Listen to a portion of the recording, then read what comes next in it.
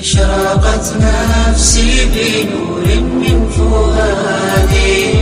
حينما رددت يا رب العباد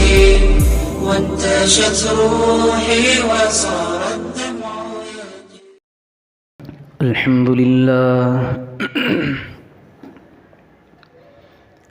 الحمد لله نحمده ونستعينه ونستغفره ونؤمن به ونتوكل عليه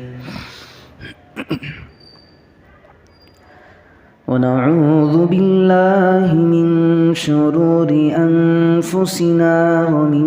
سيئات أعمالنا من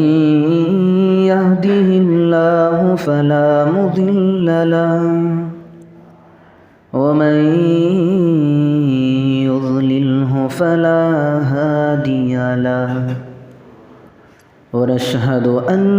لا إله إلا الله وحده لا شريك له ونشهد أن سيدنا وسندنا ونبينا وحبيبنا ومولانا محمدا عبده ورسوله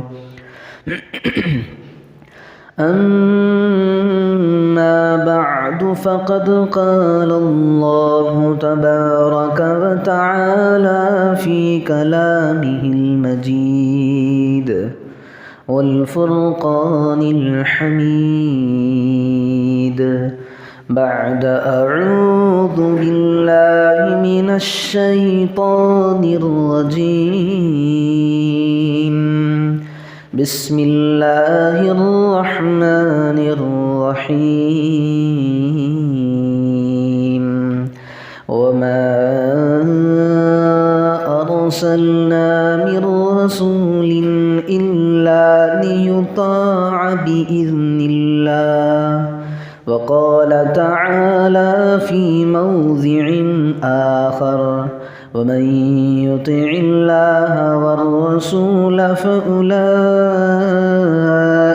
مع الذين أنعم الله عليهم من النبيين والصديقين والشهداء والصالحين وقال النبي صلى الله عليه وسلم من تشبه بقوم فهو منهم أو كما قال عليه الصلاة والتسليم. مہمانان مکرم، معزز حاضرین کرام، مہمانان عظام، دینی بھائیوں، دوستوں اور بزرگوں، پچھلے جمعے کے اندر بہت ساری باتیں آئی تھیں. ان میں سے ایک بات یہ تھی کہ آدمی کو اگر نجات پانا ہی ہے، مومن بندے کو دارین کی سعادتیں حاصل کرنی ہی ہیں، تو صرف ایک ہی چیز درکار ہے. پچھلے ہفتے کے اندر ہم نے دیکھا 10 محرم الحرام کے دن ہمارے مسلم طبقے اور معاشرے کے اندر جو غیر ضروری کام تھے، دین سے ہٹ کر تھے، رسول کے طریقے سے ہٹ کر تھے، ایسے کاموں کو ایجاد کر کے، ایسے کاموں پر عمل کر کے ہم نے یہ سمجھا کہ یہ ہماری خوش نصیبی ہے، ہماری سعادت ہے. یعنی لوگ نماز ہی بھول گئے تھے، یہ سمجھ گئے تھے کہ ہم جو منا رہے ہیں اس میں ہماری نجات ہے. تو اللہ تبارک و تعالیٰ نے قرآن کریم میں ارشاد فرمایا ہے وَمَا أَرْسَلْنَا مِن رَّسُولٍ إِلَّا لِيُطَاعَ بِإِذْنِ اللَّهِ. ہم بارہا یہ سنا کرتے ہیں، بیانات میں سنتے ہیں، کبھی کسی ولی کے منہ سے سنتے ہیں، بزرگوں سے، اماموں سے، خطیبوں سے، کہ انبیاء کی تعداد اللہ رب ذوالجلال نے 1,00,000 کم و بیش 24,000 اللہ تبارک و تعالیٰ نے دنیا کے اندر انبیاء کو مبعوث فرمایا. لیکن کبھی ہم نے یہ نہیں سوچا انبیاء کو اللہ تبارک و تعالیٰ نے جو بھیجا ہے وہ ایک مشن دے کر کے بھیجا ہے کہ جاؤ میرے بندوں کو مجھ تک پہنچانے کی کوشش کرو، اگر ہدایت اس کے اختیار میں رکھوں تو ہدایت سے نوازوں گا، ورنہ اگر ہدایت نہ ہو تو ہدایت اسے عطا نہیں کروں گا۔ لیکن ہم نے جو اللہ کے رسول صلی اللہ علیہ وسلم ہو، یہ دیگر انبیاء ہوں، ہم نے یہ تو سمجھ لیا کہ انبیاء کا مشن کیا تھا، یہ سمجھ لیا کہ ہم نے انبیاء آئے تھے تو کیوں آئے تھے، لیکن ہم نے یہ نہیں سمجھا کہ انبیاء کا جو اور ایک مقصد ہے وہ مقصد کیا ہے۔ خود اللہ تبارک و تعالیٰ ارشاد فرما رہا ہے الا لیطاع باذن اللہ، ہر نبی ہر پیغمبر کو جو ہم نے دنیا کے اندر مبعوث کیا ہے، اس کا مقصد یہ ہے کہ اس قوم کو، اگر حضرت نوح علیہ السلام آئے ان کے قوم کے پاس، حضرت ابراہیم آئے ان کے قوم کے پاس، حضرت موسیٰ علیہ السلام آئے اسرائیلیوں کے پاس، حضرت عیسیٰ علیہ السلام مبعوث کیے گئے نصارہ کے پاس، اور ہمارے محمد رسول اللہ صلی اللہ علیہ وسلم آئے اس امت میں، تو اللہ تبارک و تعالیٰ کہہ رہا ہے کہ اس قوم کی، اس امت کو چاہیے کہ اپنی قوم کے، اپنی امت کے انبیاء علیہم السلام کی بات ہی کو ماننا انبیاء کا مقصد ہے۔ جو نبی جس لائن سے آئے تھے ان کی بات کو ماننا، ان کے احکام کو بجا لانا، ان کے منہیات سے رک جانا ہی امت کی اب کام ہے، امت کی ذمہ داری، اس کے علاوہ کوئی کام نہیں ہے۔ انبیاء جو دنیا میں آئے تھے، یوں سمجھے کہ انبیاء کے جتنے بھی اوامر ہیں، اوامر یعنی احکام، بھئی یہ فلاں کام کرو تو اس کا نتیجہ یہ ہے، ثمرہ یہ ملے گا، اسے ہم نے قبول کر لیا۔ لیکن انبیاء علیہم السلام جتنے بھی آ کر کے نواہی کی تعلیم دیے ہیں، یعنی اس سے بچنا ضروری ہے، یعنی اس چیز سے بچنے کا یہ نقصان ہے، ہم نے اسے کبھی قبول نہیں کیا۔ دنیا میں آدمی عقل مند سمجھتا ہے کہ آگ ہے چھونے سے جلا سکتی ہے، مجھے تیرنا نہیں آتا، پانی میں جاؤں گا تو پانی ڈبو سکتا ہے، زہر ہے، اللہ کے حکم سے یہ مجھے موت کے گھاٹ اتار سکتا ہے۔ تو انبیاء علیہم السلام کا ان چیزوں سے زیادہ خطرناک وہ چیزیں ہیں جن سے انبیاء علیہم السلام روکتے تھے۔ انبیاء علیہ السلام نے آ کر کے یہ کہا کہ بھائی اس کام کے قریب بھی مت جانا، تو یوں سمجھے کہ اس سے باز آنا ضروری ہے، ورنہ جو زہر کے اندر اثر ہے، آگ کے اندر جو جلانے کی تاثیر ہے، پانی کے اندر جو ڈبونے کی صفت ہے، اس سے زیادہ خطرناک ہی ہمارے لیے کل قیامت کے دن ثابت ہو سکتا ہے۔ اوامر کو کما حقہ بجا لانا، نواہی منہیات پر عمل کرنا، یہ اصل مومن کی ذمہ داری ہے۔ ہم غیر ضروری چیزوں میں پڑھ کر کے اپنے آپ کو مومن کہتے ہیں، عشق رسول کے ڈھونگے رچاتے ہیں، یوں سمجھتے ہیں کہ بھائی مجھے کسی چیز سے سروکار نہیں۔ میں آپ کو بتاؤں،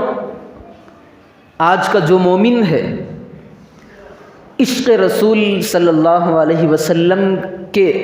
عشق میں ڈوب کر اپنے آپ کے جان دینے کے لیے بھی قربان ہو جاتا ہے۔ گویا کہ ہم یہ کہنا چاہتے ہیں کہ ہم عشق رسول میں ہماری دم نکل جائے، ہمارا دم نکل جائے، جان چلی جائے، یہ ہمیں منظور ہے، قبول ہے، یہ ہمارا طریقہ ہے۔ جو آج امت کے اندر احوال چل رہے ہیں، ان کے جو چہروں سے نظر آتا ہے، ان کی زندگی سے یہی نظر آتا ہے کہ بظاہر کہتے نہیں، لیکن ان کے چلن سے، ان کے ڈھال سے یہ محسوس ہوتا ہے کہ وہ کہہ رہے ہیں کہ ہم عشق رسول میں مرنے کے لیے تیار ہیں، عشق رسول میں مرنا ہمیں قبول ہے، لیکن نبی کی زندگی پہ چلنا ہمیں قبول نہیں ہے۔ یہ ہمارا ایمان کا صفت ہے۔ حرمت رسول کی خاطر گردنیں کٹانا ہمیں قربان ہے، لیکن جن حرمت کی طرف رسول اکرم صلی اللہ علیہ وسلم نے ہمیں روکا ہے، سود مت کھاؤ، یہ ہمیں قبول نہیں۔ اللہ کے رسول صلی اللہ علیہ وسلم کی جان کی خاطر اپنی جان کی بازی لگانا ہمیں قربان ہے، لیکن اللہ کے رسول صلی اللہ علیہ وسلم نے کہا جھوٹ مت بولو، لیکن ہمیں یہ منظور نہیں۔ یہ ہمارا مومنوں کا شیوا ہے،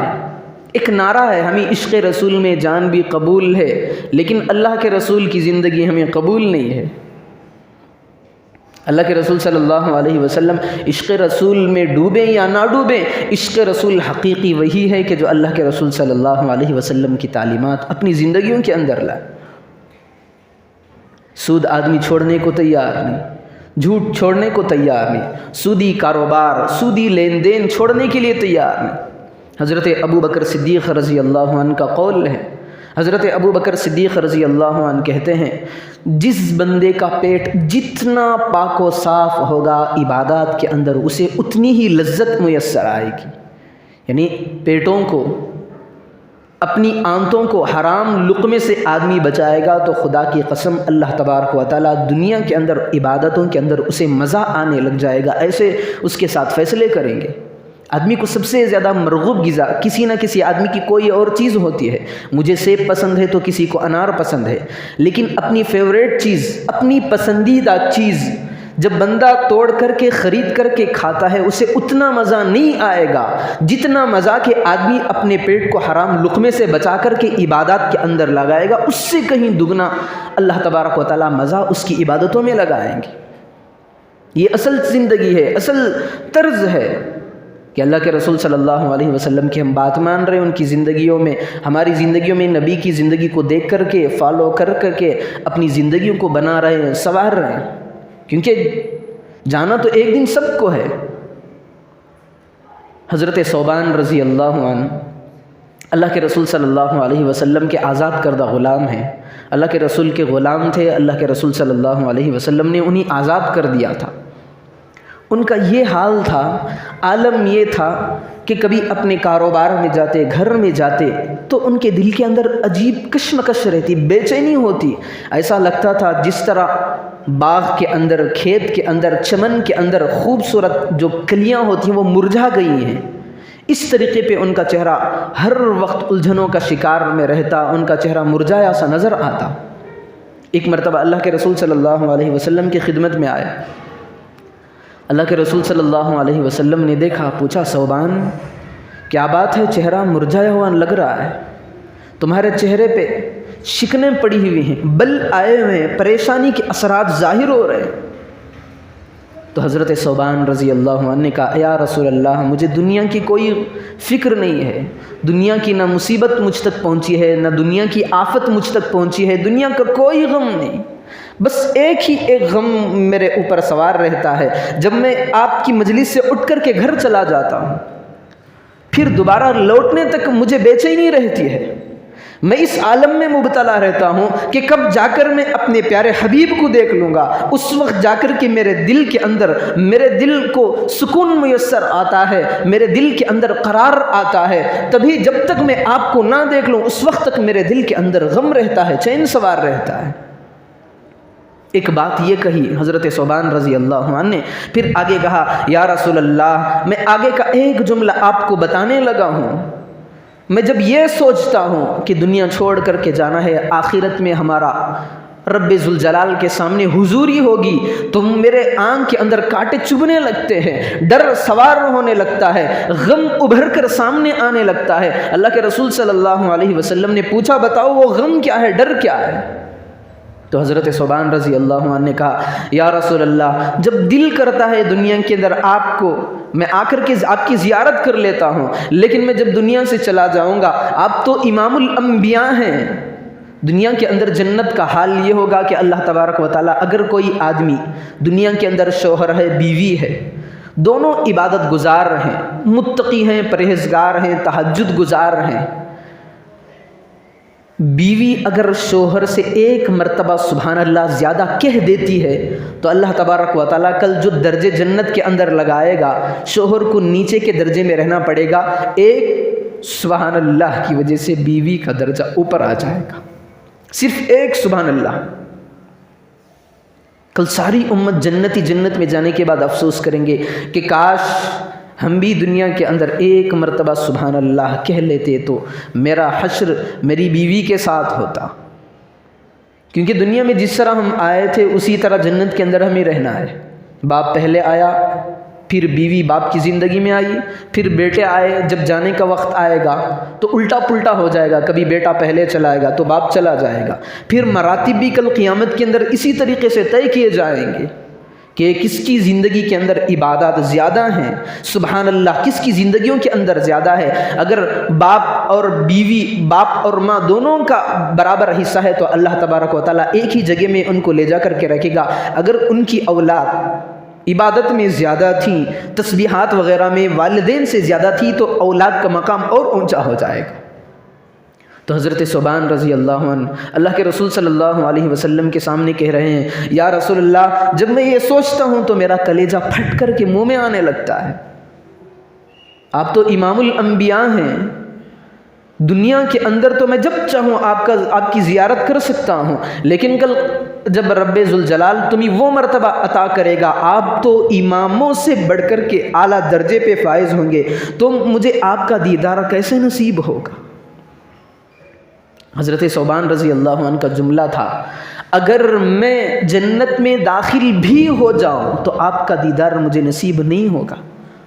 اگر چاہتے تو صحابی کہتے کہ اے اللہ کے رسول، مجھے جنت میں جانا ہے، وہاں پر دیدار کیسا ہوگا، یہ سوچتے، لیکن سنبھل کر کے حضرت ثوبان رضی اللہ عنہ نے جملہ کہا، اگر میں جنت میں بھی داخل ہو جاؤں۔ یہ جو حضرت ثوبان نے کہا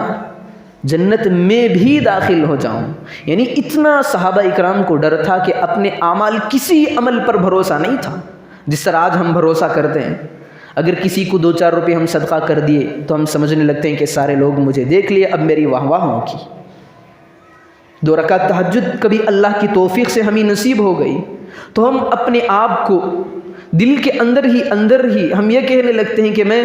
بڑا تہجد گزار ہوں۔ چند آدمی مل گئے تو ہم کہتے ہیں کہ میں آج تہجد کی رکعتیں پڑھی تھی۔ لیکن زندگی صحابہ کی زندگی کے اندر اللہ کے رسول کی کبھی نافرمانی نہیں ہوئی تو اللہ رب ذوالجلال کو پرمیشن دینا پڑا، سرٹیفکیٹ اللہ نے دے دیا، کہا رضی اللہ عنہ ورضوا عنہ، یہ مجھ سے خوش ہیں میں ان سے خوش ہوں، یہ مجھ سے راضی ہیں میں ان سے راضی ہوں۔ پھر بھی حضرت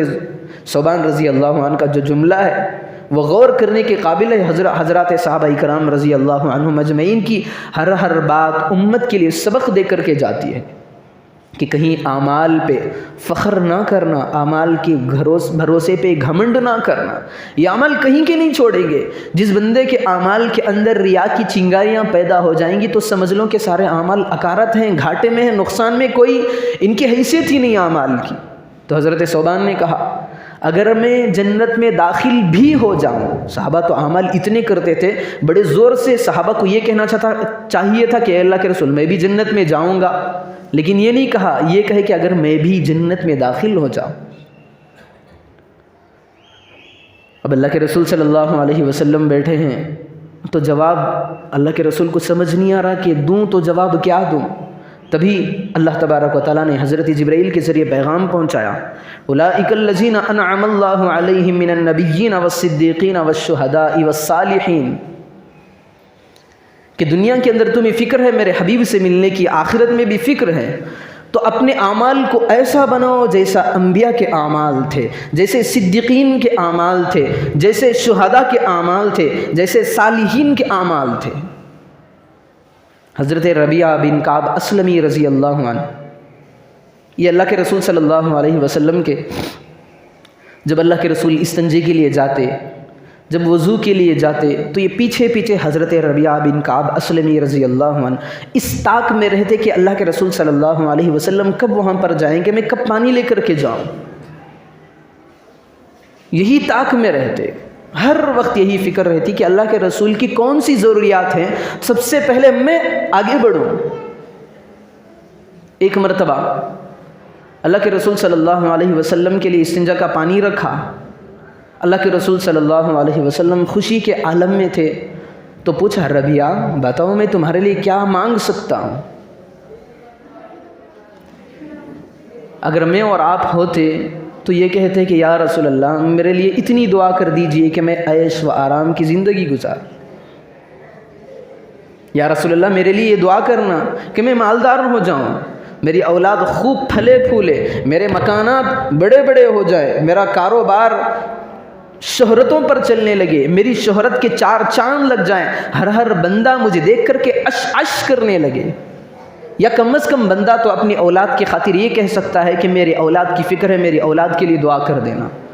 یا میری بیوی ہے، میرے ماں ہیں، ان کے لیے دعائیں کر دینا۔ اللہ کے رسول صلی اللہ علیہ وسلم نے جب حضرت ربیعہ سے پوچھا، ربیعہ بتاؤ دعا مانگوں تو کیا مانگوں؟ تو حضرت ربیعہ نے یہ نہیں کہا کہ اللہ مجھے مال کی ضرورت ہے، میرے گھر میں چولہا تک نہیں جلتا، کھانے کے لیے کھانا نہیں ہے، کئی زندگیوں کے فاقے تھے۔ کبھی صحابہ نے نہیں کہا یا رسول اللہ ایک چیز کی دعا کر دی، میں محتاج ہوں دعا کا، صرف ایک چیز، جنت میں چلے جائیں تو مجھے آپ کا قرب کیسے نصیب ہوگا، بس اس کے لیے دعا کر دیں۔ تو اللہ کے رسول صلی اللہ علیہ وسلم نے فرمایا، ربیعہ دنیا میں جب تک اللہ نے تمہاری سانسیں رکھی بس سجدوں کی کثرت کرنا، میں تمہارے سجدوں کی بدولت اللہ کے سامنے میرے رفاقت کا سوال کروں گا، دعا مانگوں گا۔ اللہ کے رسول نے جواب بھی ایسا دیا کہ بندہ عبادات کے اندر مشغول ہو سکتا ہے، آرام کے ساتھ نماز پڑھ سکتا ہے۔ ہر صحابی کی زندگی کو اٹھا کر کے دیکھیں، نماز کے ذریعے کسی نہ کسی صحابی کے اتنے مسائل حل ہوئے ہیں، اور امت کو یہ صحابہ اکرام رضی اللہ عنہم اجمعین کی جو زندگی ہے اسے دیکھ کر کے سبق لینا ہے کہ کہیں کسی کے گھر کے اندر آٹا نہیں تھا تو نماز کی بدولت آٹے کی چکیوں کے اندر سے آٹا نکل پڑا، کہیں خچر جا رہا تھا راستے میں خچر مر گیا، ہاتھ اٹھا کر کے کہنے لگے یا اللہ یہ دنیا میں میرے کام، آخرت میں میرے کام کا نہیں ہے، خچر تو نے لے لیا ہے، اب اگر اس کو میں نے مردہ پایا ہے، اب اس کے علاوہ میرے پاس سفر کرنے کے لیے کوئی نہیں ہے، ہاں یقیناً تو آخرت میں اس کو زندہ کرے گا تو یہ میرے کام نہیں ہے گا، ابھی زندہ کرنا۔ نماز پڑھ کے خچر کو زندہ کر لیا کرتے۔ تو اللہ کے رسول صلی اللہ علیہ وسلم نے فرمایا، ربیعہ سجدوں کی کثرت کیا کرو، میں تمہارے سجدوں کی بدولت میں اللہ تبارک و تعالیٰ سے کل قیامت کے دن جنت میں میری رفاقت کا سوال کرنے لگوں گا۔ تو اب ہمارے سجدوں کے اندر پاور آنا ہے، وہ طاقت ایسی آنی ہے کہ ہم اپنے اللہ کو راضی کریں۔ ہم سمجھتے ہیں دنیا کے اندر بھائی اتنی الجھنیں ہیں، اتنی پریشانیاں ہیں، تو جواب ہمیں ایک ہی ملتا ہے کہ اللہ کے سامنے جا کر کے دعائیں کرو۔ اب بندہ ایک دن آتا ہے، مسجد آتا ہے یا گھر میں اٹھتا ہے، تہجد کے لیے اٹھتا ہے، ہر نماز کے بعد دعا کرتا ہے کہ اس کی ضروریات پوری نہیں ہوتی، ٹینشن ہے، دماغ پر پریشر ہے، لوگوں کا ڈر ہے، دل کے اندر گھٹن ہے، دنیا والوں کا ڈر ہے، پتہ نہیں کاروبار کے اندر کیا ہوگا، لوگ مجھے دیکھیں گے میری اس حال میں تو مجھے کیا کہیں گے۔ اب علاج کیا کہا جا رہا ہے؟ دعا کرو۔ اب بندہ دعا کرتا ہے، ایک دن کرتا ہے، 2 دن کرتا ہے، 3 دن، 1 مہینہ لگ جاتا ہے، لیکن کوئی دعا اس کی اوپر تک نہیں چڑھتی۔ بندہ پریشان کہ اللہ سے مایوسی ہو جاتا ہے کہ میں روزانہ میں آ کر کے دن میں 5 اوقات میں دعا مانگتا ہوں، لیکن میری دعا قبول کیوں نہیں ہوتی؟ اللہ میری دعا کو آسمانوں پہ بیٹھ کر کیوں نہیں سن رہا ہے؟ میرے پر جس دن میں دعا کرتا ہوں اس سے کہیں زیادہ مجھ پر آفتیں آتی ہیں، مصیبتیں آتی ہیں، لیکن ہم نے سمجھا نہیں ہے کہ ہماری دعائیں کب قبول ہوتی ہیں۔ میں نے اس سے پہلے کہا تھا کہ حضرت ابو بکر صدیق رضی اللہ عنہ کہا کرتے تھے کہ ہماری عبادتوں کے اندر پاور آنی ہے، طاقت آنی ہے، اگر وہ اللہ کو ہمیں اپنی عبادتیں، اپنی دعائیں سنانا ہے تو سب سے پہلے ہم اپنے پیٹوں کو حرام لقموں سے حفاظت کرنا ہے۔ بندہ تہجد بھی پڑھتا ہے، اس کا نتیجہ نہیں ملتا۔ ایک مرتبہ حضرت ابن عمر رضی اللہ عنہ، یعنی حضرت عمر رضی اللہ عنہ کے بیٹے جو حضرت عبداللہ ہیں، اللہ کے رسول صلی اللہ علیہ وسلم کی عادت شریفہ تھی کہ رات میں خواب دیکھتے تو لوگوں کی دوسرے دن صبح کی نماز کے بعد مجلس لگتی، اللہ کے رسول مصلی کے قریب بیٹھ جاتے، صحابہ بھی بیٹھ جاتے، اللہ کے رسول پوچھتے کہ بھائی بتاؤ آج کسی نے خواب دیکھا ہے؟ اگر کسی کا خواب ہوتا تو اللہ کے رسول اس کی تعبیر بتا دیتے، یا اللہ کے رسول اگر خود خواب دیکھتے تو وہ اپنے مصلیوں کو یعنی اپنے صحابہ سے بیان کر دیتے۔ ایک مرتبہ حضرت ابن عمر یعنی حضرت عبداللہ رضی اللہ عنہ جو حضرت عمر رضی اللہ عنہ کے بیٹے ہیں، وہ کہتے ہیں کہ میں ایک مرتبہ خواب میں دیکھا کہ 2 شخص میرے پاس آئے ہیں، حدیث شریف ہے، بخاری شریف کی روایت ہے۔ حضرت عبداللہ ابن عمر کہتے ہیں کہ میں نے خواب میں دیکھا کہ 2 شخص آئے ہیں خواب کے اندر، میں نے ان سے پوچھا کہ بھائی بتاؤ تم کون ہو؟ تو وہ 2 شخص جو تھے کہنے لگے کہ ہم دونوں فرشتے ہیں۔ پھر وہ دو فرشتے خواب ہی کے اندر حضرت عبداللہ ابن عمر رضی اللہ عنہ کو دو مونڈے پکڑ کر کھینچ کر لے جا رہے ہیں، گھسیٹتے ہوئے لے جا رہے ہیں، ایسی جگہ لے جا رہے ہیں جہاں پر آگ دہک رہی ہے۔ جس طرح کنویں کو پیک کیا جاتا ہے کہ پانی ابل کر کے باہر نہ گر جائے، اینٹوں سے سیمنٹ وغیرہ سے کنویں بنائے جاتے ہیں، جیسے قدیم زمانے کے اندر رواج کنویں کا تھا، اس طریقے سے ایک سراؤنڈنگ بنا کر کے اس کے اندر آگ دہکائی جا رہی ہے۔ حضرت عبداللہ ابن عمر رضی اللہ عنہ کہتے ہیں اس آگ کے اندر جل رہے ہیں، ایسے چہرے ہیں جنہیں میں پہچانتا ہوں، ایسے چہرے اس آگ کے اندر ہیں، مجھے کھینچ کر کے وہاں لے جا رہے ہیں۔ میرے دل کے اندر ڈر ہے، خوف ہے کہ مجھے لے جا رہے ہیں، آگ کی طرف لے جا رہے ہیں، کیوں لے جا رہے ہیں؟ اتنا خواب دیکھنا تھا کہ آنکھ کھل گئی، اب گھبراہٹ سی محسوس ہوئی۔ اب دوسرے دن آئے، چونکہ اللہ کے رسول صلی اللہ علیہ وسلم خوابوں کی تعبیر بیان کر رہے تھے، حضرت عبداللہ ابن عمر رضی اللہ عنہ نے سوچا کہ میں بھی خواب رکھوں اللہ کے رسول کے سامنے، تو وہ خود کہتی ہیں کہ میں اتنا چھوٹا تھا، میرے ساتھ بیٹھنے والے صحابہ بڑے بڑے تھے،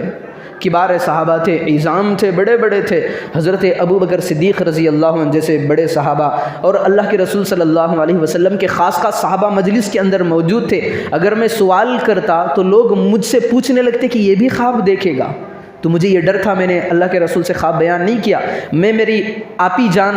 جو حضرت حفصہ رضی اللہ عنہ اللہ کے رسول صلی اللہ علیہ وسلم کی بیوی ہیں، حضرت عمر کی بیٹی ہیں، اپنی آپا جان سے میں نے جا کر کے کہا مجھے رات یہ خواب پیش آیا ہے۔ میں اللہ کے رسول کے سامنے بیان نہیں کرتا کہ لوگ مجھے دیکھ کر کے کہیں گے یہ اتنا چھوٹا، یہ بھی خواب اللہ کے رسول کے سامنے بیان کر رہا ہے۔ اس ڈر سے میں اللہ کے رسول کے سامنے خواب بیان نہیں کیا۔ آپ اللہ کے رسول کو میری خواب کی تعبیر پوچھ لینا کہ میرے خواب میں دو فرشتے آئے تھے، مجھے آگ کی طرف کھینچ رہے تھے، میرے دل کے اندر گھبراہٹ تھی۔ پھر دوسرے دن کا موقع آیا، حضرت حفصہ رضی اللہ عنہا نے کہا اللہ کے رسول سے، اے اللہ کے رسول صلی اللہ علیہ وسلم، میرا چھوٹا بھائی عبداللہ خواب میں یہ بات دیکھی ہے، اس کی تعبیر کیا ہے؟ تو اللہ کے رسول صلی اللہ علیہ وسلم نے کوئی خواب کی تعبیر نہیں بیان فرمائی، بس یہ کہا نعم الرجل عبد اللہ ان یکون فی اللیل قلیلا، عبداللہ بہترین نوجوان ہے، کاش کہ وہ رات میں اٹھ کر کے تہجد کی چند رکعتیں پڑھ لیتا۔ اب حضرت حفصہ کو یہ سمجھ میں نہیں آیا کہ میں تو خواب کی تعبیر پوچھ رہی ہوں، اللہ کے رسول صلی اللہ علیہ وسلم یہ کہہ رہے ہیں کہ عبداللہ بہترین لڑکا ہے، کاش کہ وہ رات میں اٹھ کر کے چند تہجد کی رکعتیں پڑھ لیتا۔ بظاہر سمجھ میں نہیں آ رہا، اگر کسی کو پوچھیں تو خواب کی تعبیر دینی چاہیے، لیکن اللہ کے رسول نے یوں کیوں کہا، کیسے سمجھ نہیں آ رہا تھا؟ تو محدثین کرام نے ذکر کیا ہے کہ اللہ کے رسول صلی اللہ علیہ وسلم نے جو بیان فرمایا اس لیے بیان فرمایا ہے کہ جس بندے کو تہجد کی توفیق ہو جائے وہ دنیا والوں کے ڈر میں آ نہیں سکتا، اللہ تبارک و تعالیٰ اس کے دل کے اندر سے ڈر نکال کر کے پھینک دیتے ہیں، اس کے دل کے اندر اللہ تبارک و تعالیٰ رعب ڈال دیتے ہیں کہ سامنے والا دیکھ کر کے اس سے متاثر ہوتا ہے۔ تو محدثین کرام نے لکھا ہے کہ اگر حضرت عبداللہ رضی اللہ عنہ تہجد کی چند رکعتوں کا ان کا معمول ہوتا تو خواب کے اندر آگ کی طرف جاتے ہوئے کبھی انہیں خدا کی قسم ڈر نہ ہوتا۔ تو اللہ تبارک و تعالیٰ نے تہجد کے اندر یہ تاثیر رکھی ہے۔ امت کے اندر پریشانیاں ہیں، ڈپریشن کا شکار ہے، مصیبتوں کے اندر پریشان ہے، مالی کاروبار کے اندر تجارتیں چل نہیں رہی ہیں، لاک ڈاؤن کا زمانہ ہے، تجارتیں اس وقت سے لے کر آج تک ٹھپ پڑی ہوئی ہیں، مال آ رہا ہے پر جا رہا کہاں سے یہ پتہ نہیں، گھر میں فاقے کا عالم ہے، بیوی بچے پریشان ہیں، کھانا کپڑا ساری چیزوں کے اندر پریشانیاں ہیں۔ تو اللہ تبارک و تعالیٰ نے اس مسئلے کے اندر حل نکال رکھا ہے۔ کیوں؟ کیونکہ اللہ تبارک و تعالیٰ یہ سوچتا ہے کہ بندے پر میں نے 5 نمازوں کو فرض کیا ہے، فجر میں آ رہا ہے تو کوئی بات نہیں، ظہر میں آ رہا ہے کوئی بات نہیں، کیونکہ فرض ہیں، لیکن تہجد کے اندر اٹھ کر کے نماز پڑھنا یہ فرض نہیں ہے۔ اللہ دیکھ رہا ہے کہ میرا بندہ نماز تہجد کی میں نے اس پر فرض ہی نہیں کی ہے، یہ اپنی بیوی کو چھوڑ رہا ہے، اپنے گرم بستر کو چھوڑ رہا ہے، وہ بھی آخر وقت میں جو رات کا آخری حصہ ہوتا ہے اس وقت کتنی میٹھی نیند آتی ہے، جسے بندے کو ڈاڑھ کے اندر جو درد ہوتا ہے ساری رات سونے نہیں دیتا، لیکن وہی آخری رات کے حصے میں اسے بھی غضب کی نیند آ جاتی ہے، اتنی میٹھی نیند آتی ہے جب بندہ اٹھ کر کے اللہ کے سامنے ٹھنڈے پانی سے وضو کرتا ہے تو اللہ تبارک و تعالیٰ دیکھتا ہے کہ اس نے اپنی میٹھی نیند کو قربان کیا، اپنی بیوی کو چھوڑا ہے، اپنے گرم اور نہلی بستر کو چھوڑ کر کے میرے در میں کھڑا ہے، تو میں اسے ایسی چیز عطا کروں گا کبھی اس کے دماغ میں ڈپریشن کا یہ شکار نہیں بنے گا، الجھنوں اور مصیبتوں کا شکار نہیں بنے گا۔ ہاں، ہم اگر پڑھ بھی لیں، ہمارے اوپر ڈپریشن ہے، مصیبتیں ہیں، الجھنیں ہیں، تو یہ توجہ کرنے کی ضرورت ہے کہ جو ہم مال کھا رہے ہیں اپنے پیٹ کے اندر، کہیں اس کے اندر حرام لقمے کی آمیزش تو نہیں ہے، سود کا لقمہ ہمارے پیٹوں میں نہیں جا رہا، کہیں نہ کہیں سے رشوت کے لقمے ہمارے پیٹوں کے اندر جا نہیں رہے ہیں، تبھی تو ہم تہجد پڑھ رہے ہیں، لیکن ڈر اور زیادہ ہو رہا ہے، ہمارے دلوں کے اندر اس سے زیادہ بے چینی ہو رہی ہے، اس سے زیادہ ہماری زندگیوں کے اندر مصیبتیں آ رہی ہیں، تو کہیں نہ کہیں ہمارے پیٹ کی جو غذائیں اندر جا رہی ہیں اسی کے اندر گڑبڑی ہے۔ جب لقمے حرام کے پڑتے ہیں، نہ عبادتیں قبول ہوتی ہیں، نہ دعائیں قبول ہوتی ہیں، نہ نفلی عبادات قبول ہوتے ہیں۔ ہاں، جب ہمارے پیٹوں کے اندر حلال لقمہ پہنچتا ہے تو 1-2 دن کے تہجد سے ہماری زندگیاں نکھر کے سور کے سامنے آ جاتی ہیں، بندے کو خود بخود احساس ہونے لگتا ہے کہ ہاں، میں نے اب تک کے ایک جھوٹ بغیر جھوٹ بولے کہ 1 پیسہ جو بھی میں نے کمایا ہے اس میں جھوٹ نہیں بولا ہے، اللہ تبارک و تعالیٰ اس کی حلاوت عبادات کے اندر لذت اور میری دعاؤں کے اندر اتنی جلدی اثر اسی وجہ سے رکھا ہے کہ میں نے اپنے پیٹ کو حرام لقموں سے حفاظت کر کے حلال کمائیوں سے میں اپنے پیٹ کی پرورش کر رہا ہوں۔ نتیجہ یہ ہے کہ میری زندگیوں کے اندر غم جتنے بھی تھے ختم، پریشانیاں ختم، مصیبتیں ختم۔ تو بندوں کو 2 چیزوں کی توجہ کرنے کی 2 چیزوں پر ضرورت ہے۔ ایک تو یہ ہے کہ عبادات کے اندر ہم اپنے رسول کو آئیڈیل مانیں، نمونہ بنائیں۔ اللہ کے رسول صلی اللہ علیہ وسلم جتنی چیزوں سے ہمیں کرنے کا حکم دیا ہے کہ بھرپور کرنے کی کوشش کریں، جتنی چیزوں کو سے بچنے کا حکم دیا ہے کہ ان کے قریب بھی نہ جائیں، پھر اپنے حالات کے اندر عبادات کے اندر طاقت آنا ہے، پاور آنا ہے، عبادت کے اندر لذت آنی ہے، تو سب سے پہلے ہمیں کاروبار کے اندر، عموماً ایسا کاروبار میں ہوتا ہے۔ میں آپ کو ایک بات بتاؤں، عموماً جو ہمارے ہاں کاروبار چلتا ہے، ایک بندہ 10 روپے میں ایک چیز ہول سیل میں خرید کر کے لاتا ہے جسے ہم حرام ہی نہیں سمجھتے۔ سن لے، ایک مرتبہ میں کہیں سے لے کر کے 10 روپے میں ایک چیز لا لیا، مجھے بیچنا تھا، تو ہماری شریعت یہ کہتی ہے کہ میں تو لایا تھا 10 روپے میں نفع جتنا بھی چاہے رکھ سکتا ہوں۔ اب ایک بندہ آیا میرے پاس، آ کر کے کہنے لگا کہ بھائی مجھے 12 روپے میں یہ چیز دے دو۔ میں لایا تھا تو 10 روپے کا تھا، اب وہ بندہ مجھ سے 12 روپے میں پوچھ رہا ہے، تو میں اسے یہ کہتا ہوں کہ بھائی 10 روپے میں مجھے نہیں مل رہا، میں تمہیں کہاں سے 12 روپے میں دوں؟ حالانکہ لایا تھا تو 10 روپے، لیکن ایک جھوٹ کو اس نے ملا لیا، اس نے کہا کہ 10 روپے میں مجھے نہیں پڑ رہی ہے چیز، میں آپ کو 12 روپے میں کہاں سے دوں؟ اللہ کے رسول صلی اللہ علیہ وسلم نے فرمایا اگر وہ آدمی 20 روپے بھی دے کر کے چلا جاتا ہے تو سارے 20 کے 20 روپے حرام ہیں۔ کیوں؟ صرف ایک جھوٹ میں نے مکس کیا ہے۔ اگر مجھے ضرورت تھی تو دے دیتا، اگر ضرورت نہ تھی، نفع کم تھا، تو میں انکار کر دیتا کہ بھائی یہ چیز میں آپ کو اتنے روپے میں نہیں دے سکتا، آپ چلے جائیں کہیں اور سے لے لیں، لیکن جھوٹ بولنے کی ضرورت کیا تھی؟ اب میں لے جا کر کے اتنے پیسے جو سارے کے سارے حرام کے پیسے تھے خود بھی کھا رہا ہوں، اپنی اولاد کو بھی کھلا رہا ہوں، بیوی کو بھی کھلا رہا ہوں، غلطی میں نے کی، سزا میری اولاد کو بھگتنی پڑ رہی۔ جھوٹ میں نے بولا ہے، قرآن کی تلاوت گھر میں کر رہے ہیں، ان کی کوئی تلاوت قبول نہیں، نماز پڑھ رہے ہیں، نمازیں قبول نہیں، بیوی سمجھتی ہے کہ میرا شوہر لا کر کے مجھے دے رہا ہے، پر بیوی کو یہ پتہ نہیں کہ میرا شوہر مجھے حرام مال سے کھلا رہا ہے۔ ہم نے سمجھ لیا کہ رشوت مانگوں گا تو یہ حرام ہے، سود کھا رہا ہوں یہ بھی حرام ہے، لیکن ہم نے کبھی یہ نہیں سوچا کہ میں جھوٹ بول رہا ہوں تو میرے بچوں کا ایمان پر خطرہ منڈ لاتا رہے گا۔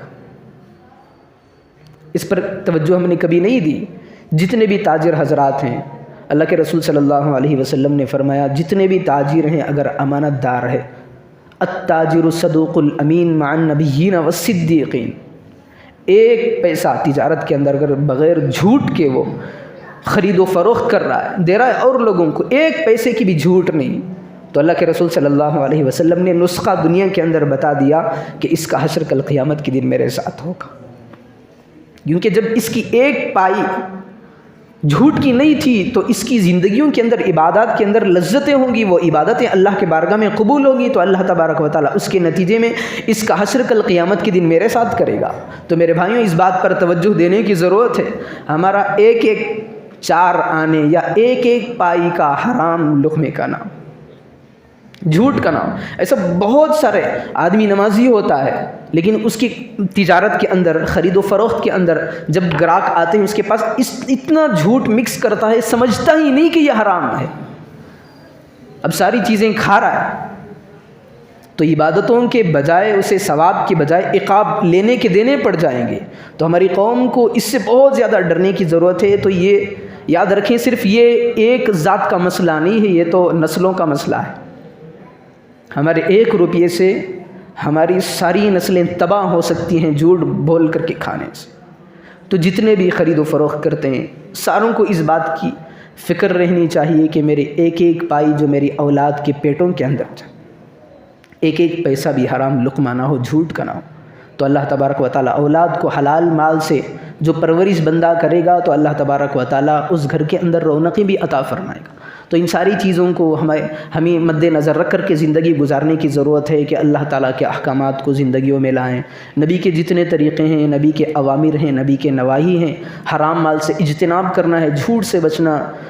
شہرت اور ریاکاری سے بچنا ہے، سود سے، رشوت سے، جتنے بھی حرام چیزیں ہیں ساری چیزوں کو اگر بندہ سامنے رکھ کر نگاہوں کے سامنے زندگی گزارے گا تو اللہ تبارک و تعالیٰ ایسے بندے کو اپنی بارگاہ میں اس کی عبادتوں کو بھی مقبول کرے گا، پھر اس بندے کو بھی مقبول کرے گا۔ تو اللہ تبارک و تعالیٰ سے دعا فرمائیں کہ اللہ تبارک و تعالیٰ کہی ہوئی سنی ہوئی باتوں پر عمل کی توفیق عطا فرمائے۔ آمین۔ وآخر دعوانا ان الحمد للہ رب العالمین۔